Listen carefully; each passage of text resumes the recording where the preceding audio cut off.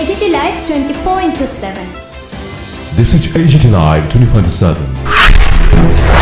প্রচার করে বেরিয়েছিলেন আজকের যিনি প্রধানমন্ত্রী মোদীজি, না খাওয়া না খানে দেন, যে পরিকাঠামো আইডিএম হাসপাতাল তাকে দিয়ে দেওয়া হয়েছে শান্তিনিকেতন মেডিকেল কলেজ চালানোর জন্য।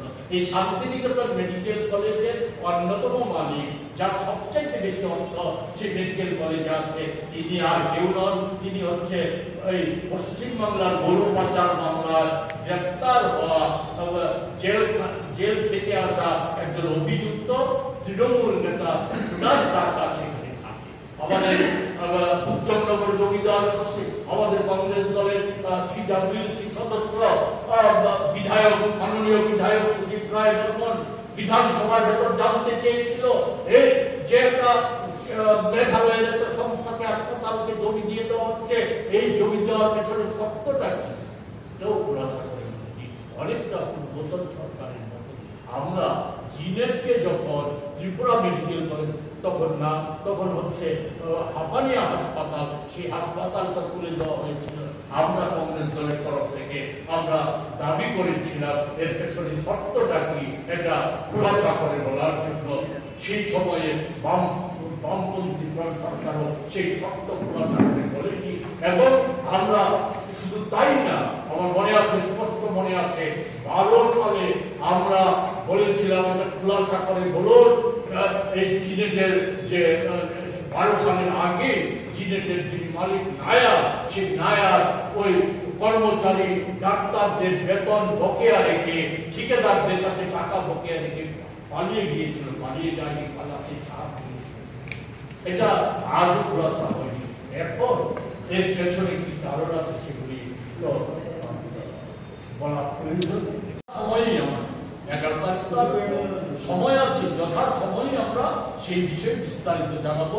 আপাতত এতটুকু ঠিক আছে, আমরা 11 তারিখ রাজ্যভিত্তিক সমাবেশটা আয়োজিত হয়। না কেউ থাকতে পারেন কি দিল্লির? নিশ্চয়ই এটা থাকার সম্ভাবনা আছে। কে থাকবে না থাকবে এই সম্পর্কে সুনির্দিষ্টভাবে আমাদের প্রদেশ কংগ্রেসের তরফ থেকে যথা সময়। নির্দিষ্ট জায়গা ঠিক হয়েছে আপনাদের?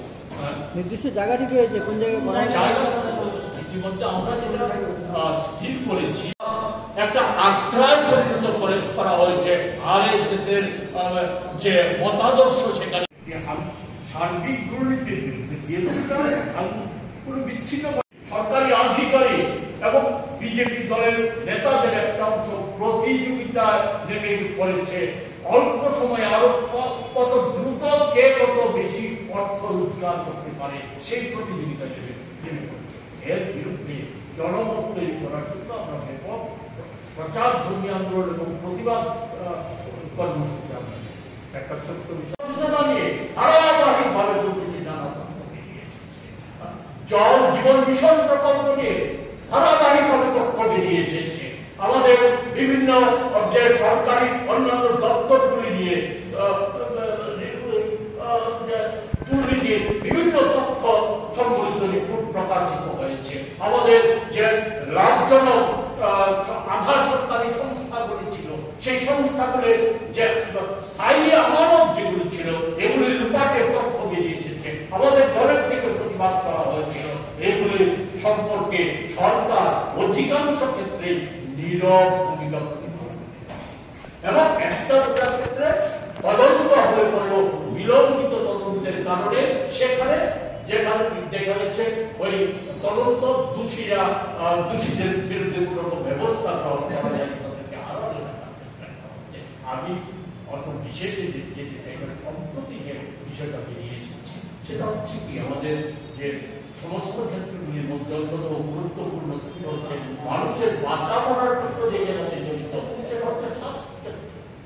যার মন্ত্রী আমাদের রাজ্যের মাননীয় মুখ্যমন্ত্রী ডাক্তার অধ্যাপক মানিক, সে যে কলেজে উনি অধ্যাপনা করে এসেছে, সেই কলেজে টাকার বিনিময়ে আগে ছিল, অভিযোগ ছিল ভর্তি করানোর ক্ষেত্রে অন্যায়ভাবে টাকা নেওয়া হয়, সরকারি কোটায় যারা নির্বাচিত হয় তাদের থেকে টাকা নেওয়া হয়, নানাভাবে ফিস বাড়ানো হয়। কিন্তু সেই ক্ষেত্রে পাস করিয়ে দেওয়া ডাক্তারি শাস্ত্রের মতো ব্যবস্থা, পরীক্ষায় পাস করিয়ে দেওয়া যায়, অকৃতকার্য ছাত্রকে পাস করিয়ে দেবে টাকার বিনিময়ে।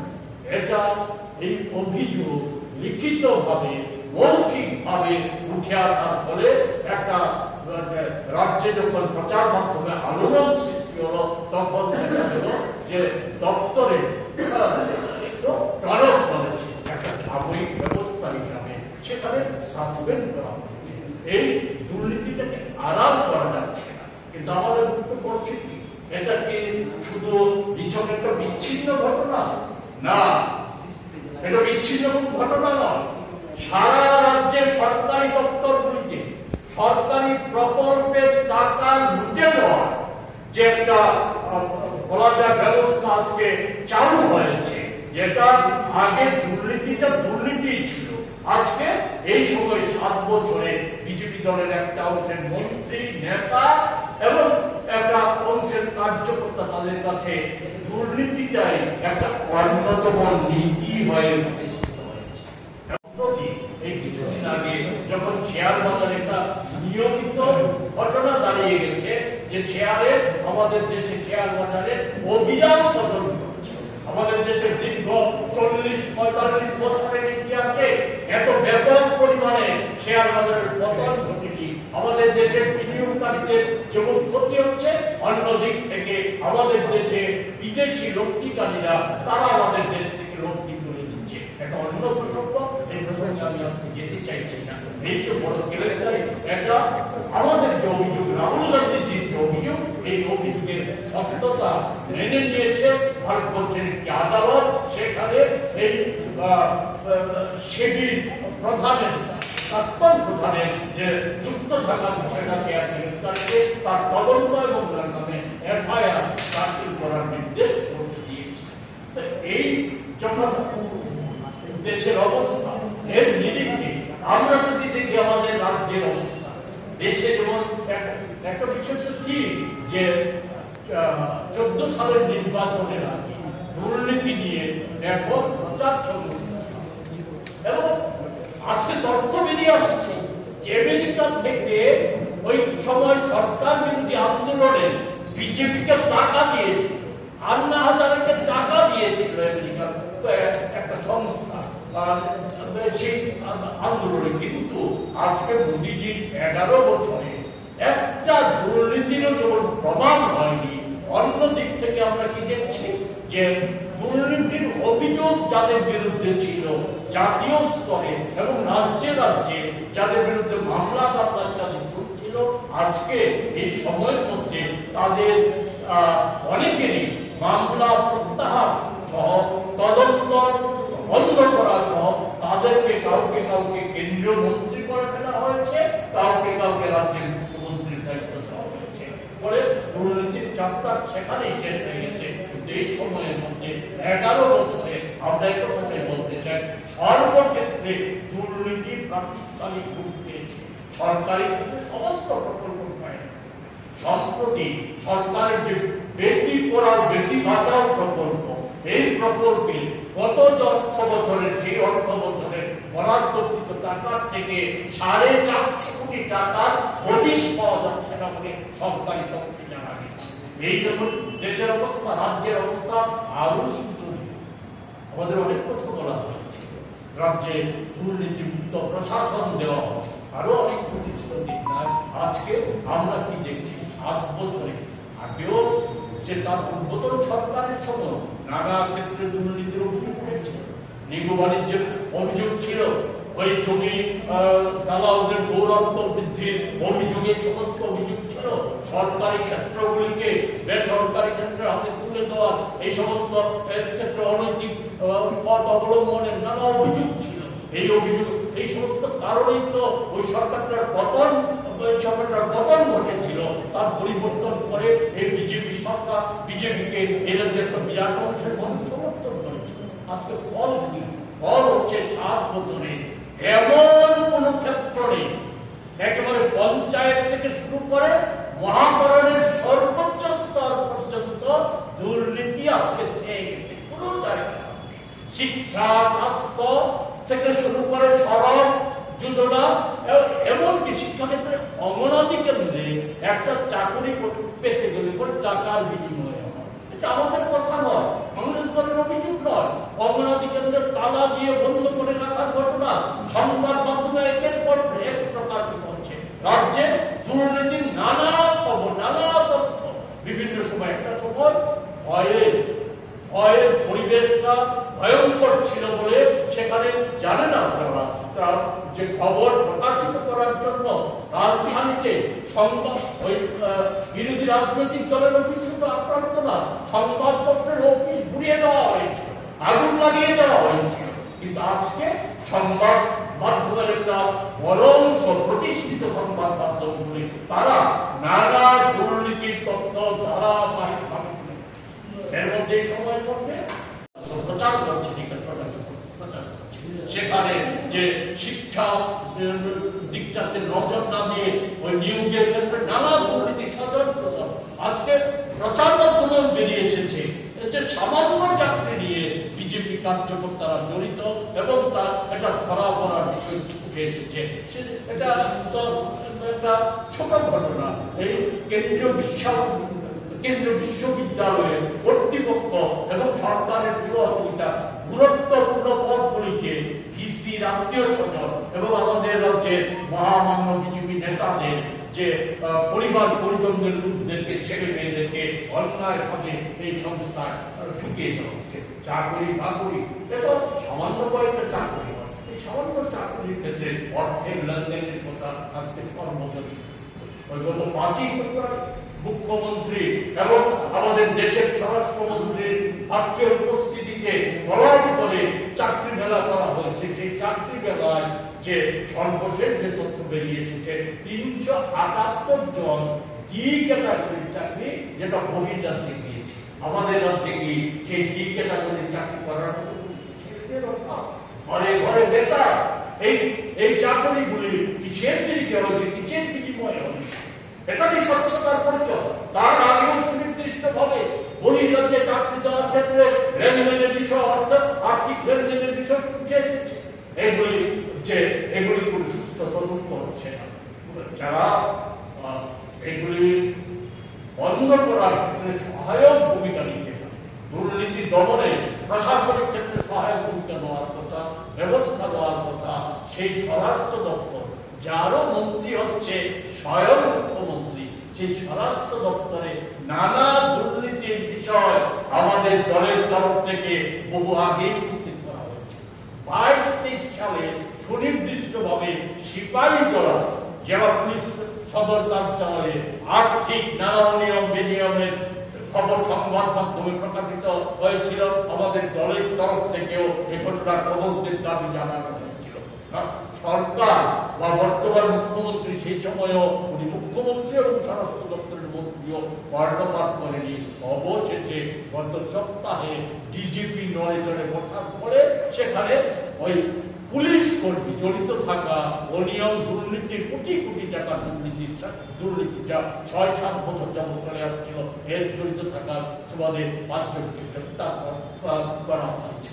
এগুলি দিকে আমরা যেটা বলতে চাই, আরো অনেক বিষয় আমি বিশদে না হলেও বলবো।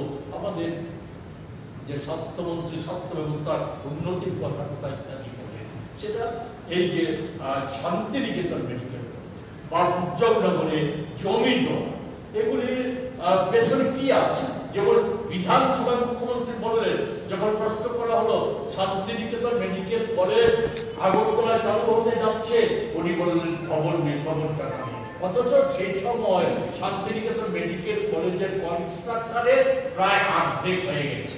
আমরা মনে করি যে এখন পর্যন্ত ভাবুন তো, রাজ্য সরকার বড়াই করে, নানা বড়াই, যার বিরুদ্ধে সুনির্দিষ্ট অভিযোগ উঠেছে সে তাকে সাসপেন্ড করা হয়েছে।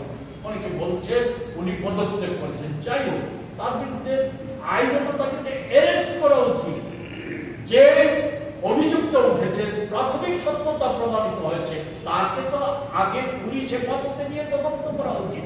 সাথে সাথে এই তদন্ত এখানেই শেষ করলে চলবে না, কেন্দ্রীয় বিশ্ববিদ্যালয়ের যে কর্তৃপক্ষ এর সাথে জড়িত তাদেরকেও তদন্তের আওতায় এনে তদন্ত করতে হবে। এবং আমাদের সন্দেহ যে যে রাজ্য সরকারের যে স্বরাষ্ট্র দপ্তর সেই তদন্ত নিরপেক্ষ আমি করে দিই, এটা নিয়ে আমাদের সন্দেহ। সেই জায়গায় দাঁড়িয়ে একটা নিরপেক্ষ সংস্থার মাধ্যমে যাতে তদন্ত হয়, কারণ এটা একটু গুরুত্বপূর্ণ ক্ষেত্র।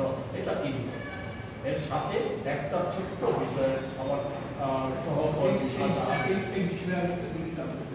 রেঞ্জ কি হয়, আমরা যদি কোনো একটা মেটেরিয়াল সিলেক্ট করি তার বাল্কে যে প্রপার্টি থাকে, যখন আমরা ন্যানোতে চলে যাই তার সব প্রপার্টি কি হয় চেঞ্জ হয়ে যাচ্ছে।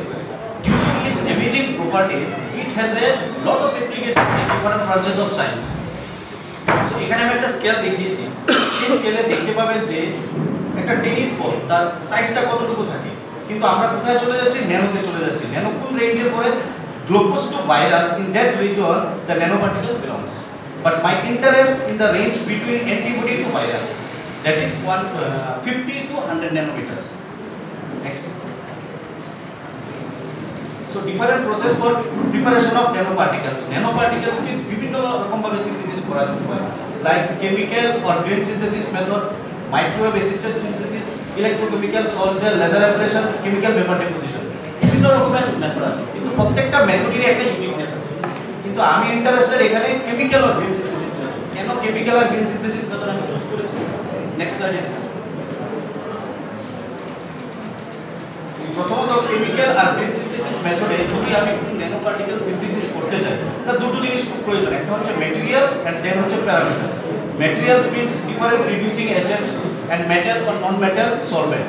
Parameter is like temperature, pH, stirring rate, molar concentration.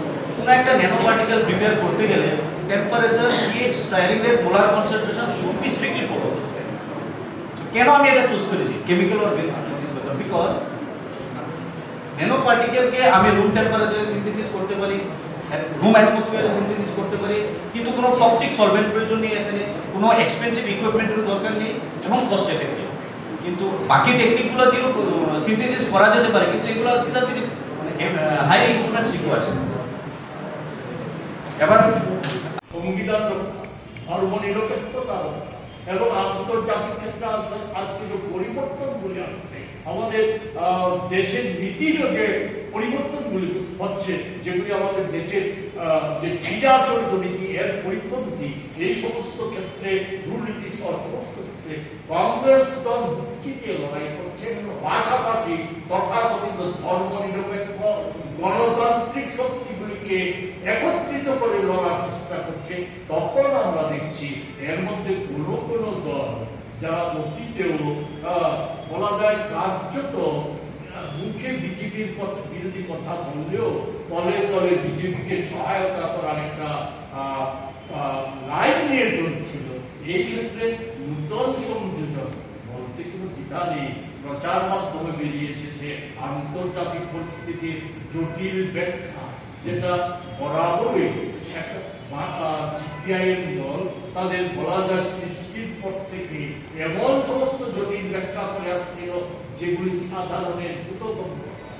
এখনো ট্রাম্প ক্ষমতাসীন হওয়ার পর বা বিশেষ করে আজকে ইউক্রেন রাশিয়া যুদ্ধে নিয়ে যখন একটা পৃথিবীতে একটা নতুন অবস্থান, দেশগুলির যে অবস্থানের পরিবর্তন হয়েছে, রাশিয়া ট্রাম্প যারা দুই জায়গায় দুইটা বিপরীত জায়গায় দাঁড়িয়েছিল, তারা আজকে একটা জায়গায় এসেছে, আবার ইউরোপীয় দেশ একটা জায়গায় এসেছে। ভারত চিরাচরিত ভাবে যে একটা স্বাধীন ভূমিকা নিত, সেই স্বাধীন ভূমিকা ভারত নিতে পারছে না। এই ক্ষেত্রে ভারত কোনো পক্ষকেই সমর্থন না করার নীতি দিয়েছে।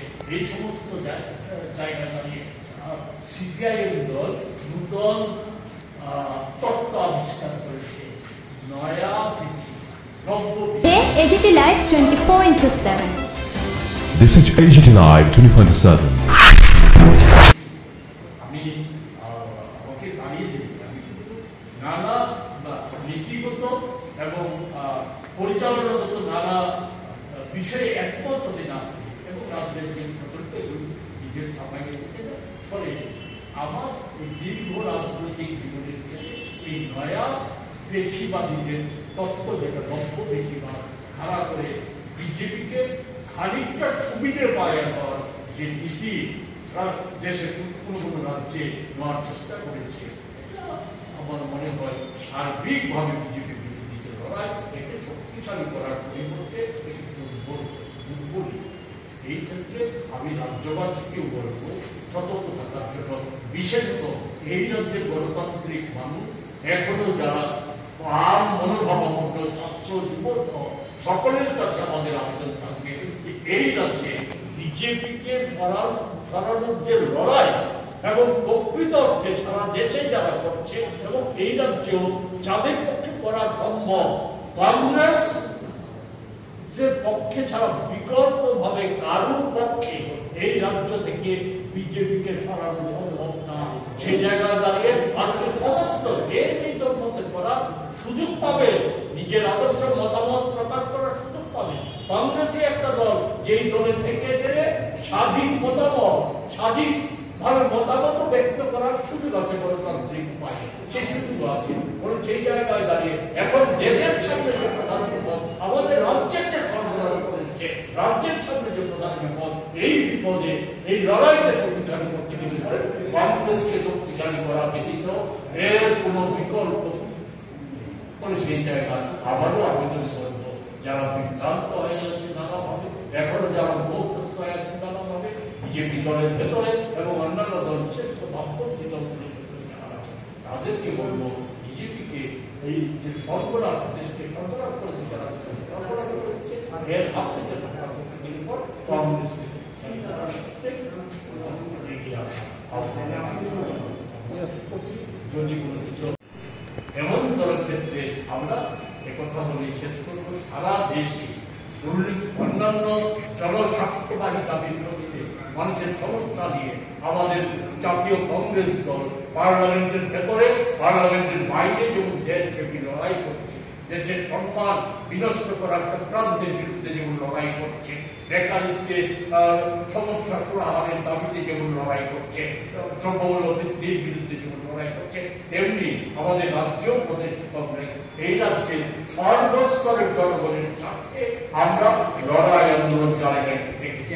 এই লড়াই আন্দোলনের অন্যতম অংশ হচ্ছে রাজ্যে ব্যাপকভাবে দুর্নীতি যেটা প্রাতিষ্ঠানিক রূপ পেয়েছে, সেই প্রাতিষ্ঠানিক দুর্নীতির বিরুদ্ধে জনমত তৈরি করা এবং রাজ্য সরকারকে আমরা প্রশাসনকে, পুলিশ প্রশাসনকে সহ রাজ্য সরকারকে আমরা বলতে চাই, এই দুর্নীতির সমস্ত দুর্নীতি যেগুলি ধারাবাহিক প্রকাশিত হয়েছে, তথ্য বেরিয়েছে যে সেই সমস্ত দুর্নীতি নির্মূল করার ক্ষেত্রে এবং এই দুর্নীতির তদন্ত করে উপযুক্ত দোষীদের শাস্তি দেওয়ার ক্ষেত্রে যাতে যথাযথ ভূমিকা পালন করে।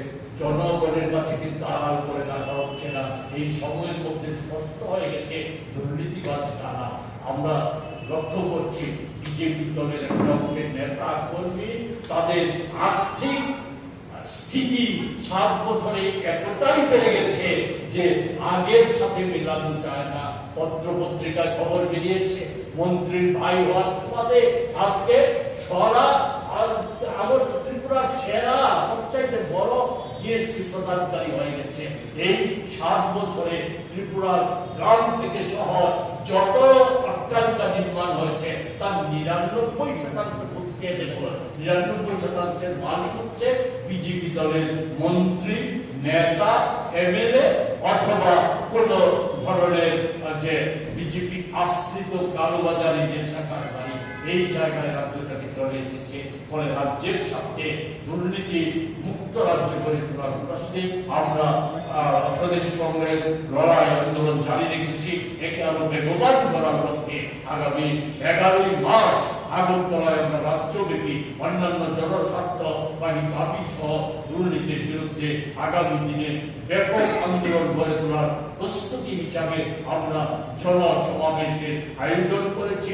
সেই জনসমাবেশে আমরা এখান থেকে রাজ্যের সমস্ত অংশের শান্তিপ্রিয় মানুষকে অংশগ্রহণ করার আবারও আবেদন জানাচ্ছি এবং এই ক্ষেত্রে দুর্নীতি বিরোধী জনমত গড়ে তোলা এবং আগামী দিনের কর্মসূচিগুলিকে সফল করার ক্ষেত্রে আপনাদের প্রচার মাধ্যমেরও ইতিবাচক ভূমিকা আমরা আশা করি। আমি আমার এই জনসভাতে প্রধান বক্তা হিসেবে কে থাকবেন? শুধু উল্লেখ করছি এই যে আমি বিস্তারিত বলতে চাই না, স্বল্প সময়ের মধ্যে জাতীয় ক্ষেত্রে শুধু 4টি বিষয় উল্লেখ। এই সময়ের মধ্যে যেগুলি বহুল প্রচারিত, যা আজও উত্তর পায়নি দেশবাসী, সেগুলির মধ্যে একটা বড় বিষয় হচ্ছে প্রতিরক্ষার অন্যান্য দিকে আমি না গিয়ে রাফায়েল বিমান চুক্তি, যাতে ইউপিএ সরকারের সময় যে চুক্তি হয়েছিল তাতে এই একই বিমানের দাম নির্ধারিত ছিল 526.10 কোটি টাকা। আর মোদীজি প্রধানমন্ত্রী হওয়ার পর সেই চুক্তি বাতিল করে নতুন যে চুক্তি করেছে এতে দাম নির্ধারিত হয়েছে 1666.67 লক্ষ কোটি টাকা। 66 কোটি টাকা, এতে অতিরিক্ত যে ব্যয় হয়েছে সে ব্যয়টা হচ্ছে, ব্যয়ের পরিমাণ হচ্ছে 1100 কোটি টাকা। আমাদের প্রশ্ন হচ্ছে, আগেও প্রশ্ন ছিল, এখনো প্রশ্ন, এই যে 1100 কোটি টাকা, এটা দৃশ্যত দেখা গেছে বিমান নির্মাণকারী, যুদ্ধ বিমান নির্মাণকারী ফরাসি সংস্থা আর আমাদের দেশে মোদির এক অন্যতম বান্ধব অনিল আম্বানির মধ্যে ভাগ হয়েছে। এর পেছনে আর কোন রহস্য লুকিয়ে আছে কিনা এটা আজও বেঁচে আছে। দেশবাসীর প্রশ্ন, আমাদেরও প্রশ্ন, যে এই সময়ের মধ্যে বড় বড় কেলেঙ্কারি যেগুলি আমাদের কংগ্রেসের শুধু অভিযোগ নয়, যেগুলি সিএজি প্রশ্ন করেছিল সেই খরচগুলি দিয়ে, যেমন ভারত নির্মাণ প্রকল্প, যে ভারত মালা প্রকল্প বা দ্বারকা এক্সপ্রেস প্রকল্প বা আয়ুষ্মান প্রকল্পের যে অনিয়ম বেনিয়মের তথ্য তুলে ধরেছিল, নির্ধারিত যে ব্যয়, সে ব্যয়ের চাইতে কয়েকশো গুণ বেশি টাকা খরচ দেখানো হয়েছে। আয়ুষ্মান প্রকল্পে, এত প্রচারিত প্রকল্পে, সেই প্রকল্পে একটা ফোন নম্বরে 7,500 মতো নাম রেজিস্টার করা ছিল। তাদের ওই টাকা সেই একটা ফোন নম্বরে তাদের টাকা জমা হয়েছে। এই যে অভিযোগগুলি, এছাড়া G20 সম্মেলনে যে খরচ, তার যে নির্ধারিত খরচ, তার পরিমাণ বেড়ে যাওয়া, এবং সর্বোপরি এগুলির চাইতে বড় যে বিষয়টা হচ্ছে ভারতবর্ষের অর্থনৈতিক ক্ষেত্রে অন্যতম বড় বড় জালিয়াতির মধ্যে শেয়ার কেলেঙ্কারি, যেটা হিন্ডেনবার্গ, সেটা আন্তর্জাতিক সংস্থা, তারা তুলে ধরার আগে আমাদের দেশে, আমাদের জাতীয় কংগ্রেস এবং আমাদের প্রিয় নেতা, আজকের যিনি বিরোধী দলের নেতা রাহুল গান্ধীজি, উনি পার্লামেন্টের ভেতরে প্রশ্ন তুলেছিলেন, এই যে শেয়ার বাজারে নিয়মিত পতন হচ্ছে, এই শেয়ার কেলেঙ্কারির বিষয় তুলে ধরেছিলেন। এর সাথে আদানি, মোদি বান্ধব আদানি যুক্ত, এবং এটা পরিকল্পিতভাবে করা হচ্ছে, এই ব্যাপারটা তুলে ধরেছিল। এবং এটাও উল্লেখ করেছিল শেয়ার বাজার নিয়ন্ত্রণ করার জন্য সরকারি যে সংস্থা সেবি, সেই সেবির প্রধান মাধবী ঘোষ এবং ওনার স্বামী এর সাথে যুক্ত। কিন্তু সরকার এবং মোদীজি কর্ণপাত করেনি এবং স্বীকার